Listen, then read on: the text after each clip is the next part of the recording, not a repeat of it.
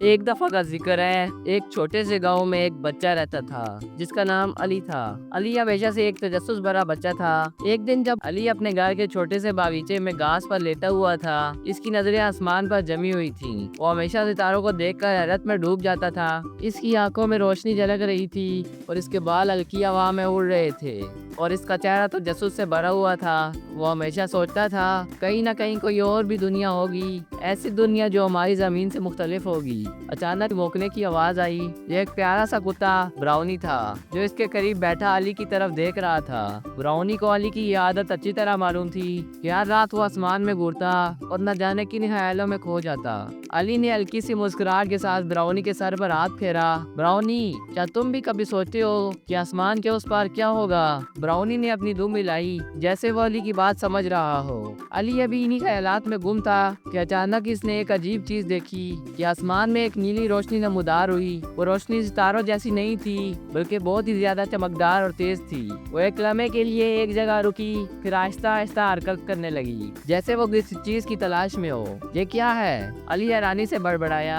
Brownie भी अब पूरी तरह चौकस हो चुका था। इसने सर उठाया, कान खड़े किए और गहरी दिलचस्पी से आसमान की तरफ देखने लगा। वो रोशनी अचानक एक सिवत में तेजी से हरकत करने लगी। पहले वो छोटे छोटे दायरे बना रही थी, फिर जैसे ही अली ने आंखें झपकी वो सीधा जमीन की तरफ बढ़ने लगी। अली का दिल जोर जोर से धड़कने लगा। ब्राउनी ने एक बार फिर भौंकना शुरू कर दिया जैसे वो खतरा महसूस कर रहा हो।